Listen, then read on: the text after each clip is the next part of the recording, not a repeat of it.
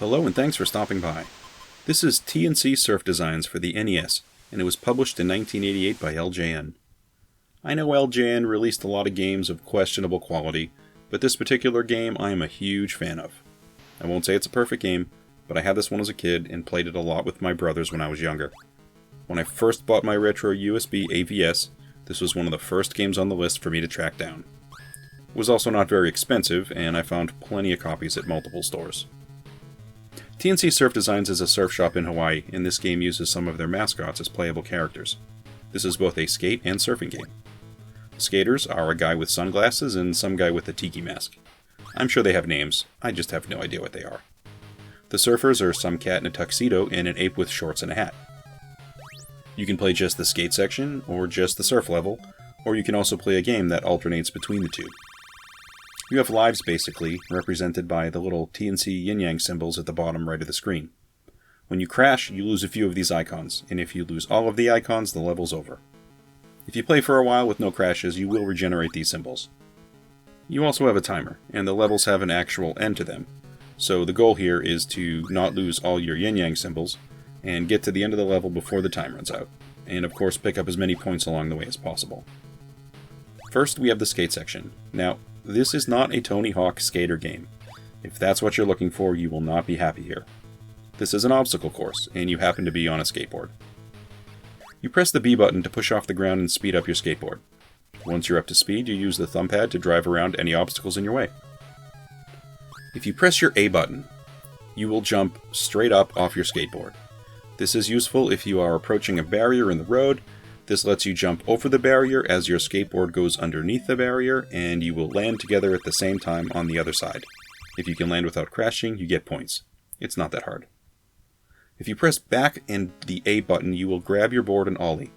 This is probably more useful, and this is good because it lets you jump over frisbees, various balls that are bouncing around, turtles, and remote control cars. There are also some small oil slicks around. If you happen to drive over one, your board will spin out of control for a moment. If you time it right, you can also jump and land on turtles or RC cars, and you can crush them for points. Personally, I usually jump over all obstacles, but you can get a few points if you land on these turtles if you want. When you get good at jumping, you can use this jump to get over obstacles and launch off of ramps and hop up on rails. Launching up off ramps can get you big points, and it gets you over broken parts of concrete or gaps in the road. It's important to get good with these jumps, you need to use them everywhere. You can also jump up on rails, and they're mostly at the top of the street. If the rails are 4 rows high, you can rail slide on them for 1,000 points. When working these rails, you need to be very careful about dismounting. If there's a box in proximity to where you're landing, you're probably going to crash into it. Oddly enough, it's more common to crash if you're riding a level 2 rail as opposed to a 4.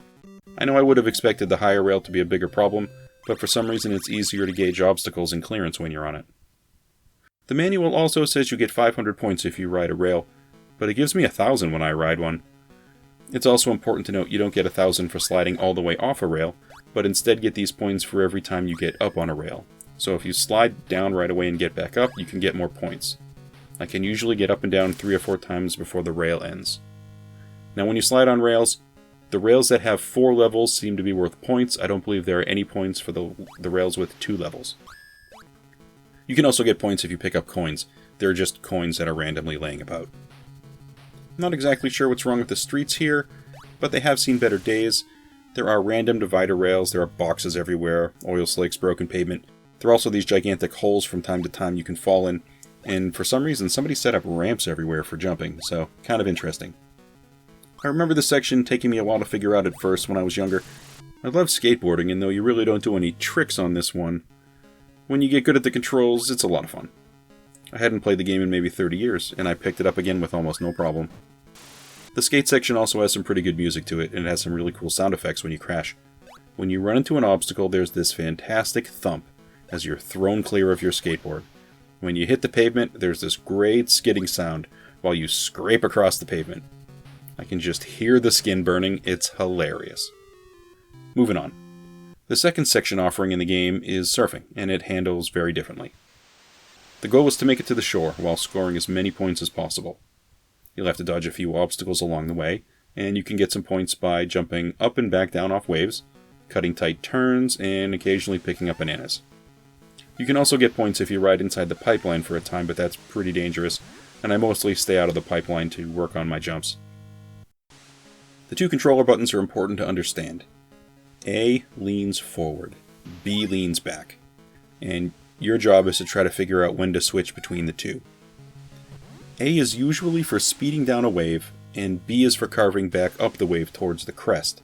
If you press and release the B button at the top of the wave, you can jump up and off the wave, and then you can steer back down onto the wave. When you do this, don't hold the A button when you land. If you land pressing no buttons, or if you land even pressing the B button, you will get points for the jump. If you hold the A button, you don't score for the jump. I'm not exactly sure why this is, but I was playing this and I realized that I stopped getting points for wave jumps, and that was the issue.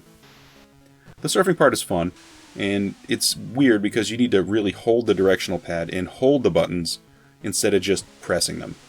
This took me a while to understand. I remember playing the skateboard section a ton and avoiding the surf part altogether because I crashed so quickly. Eventually I just got fed up with the whole thing, and then I decided to focus and I kept surfing until I figured it out. I remember the first time I made it to the end of the surf level. I was a little shocked when I finally hit the beach. I'd been beaten up so much on the wave that I didn't know when or where the surf was going to end. Basically, you try to stay on the wave doing tricks as long as you can, and eventually you're going to see the edge of a pier on the right side of the screen. When you get close enough, you press right and press A, and you cruise down the screen. And although it looks like you're about to dive into the surf at the bottom, if you've made it far enough on the screen will shift and you'll get a little jingle as you cruise up on the beach. I remember the feeling when I first got to the beach and the part of the game that I was having trouble with actually clicked. Once you know how to get to the end of the level, this game gets so much better.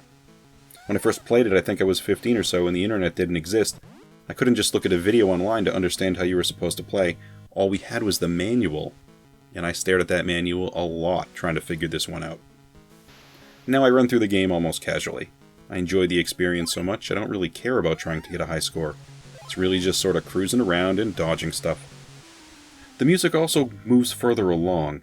It's a longer piece of music than you'd think. Usually you don't hear it because you crash, and when you crash on a skateboarder and fall into the surf, the music starts over from the beginning. When you get to actually hear it play out longer, it's really kind of satisfying. If you haven't picked up on it yet, I am a fan of this game. Well, that's all I think I have for T&C Surf Designs. Thanks for taking a few moments to have a look.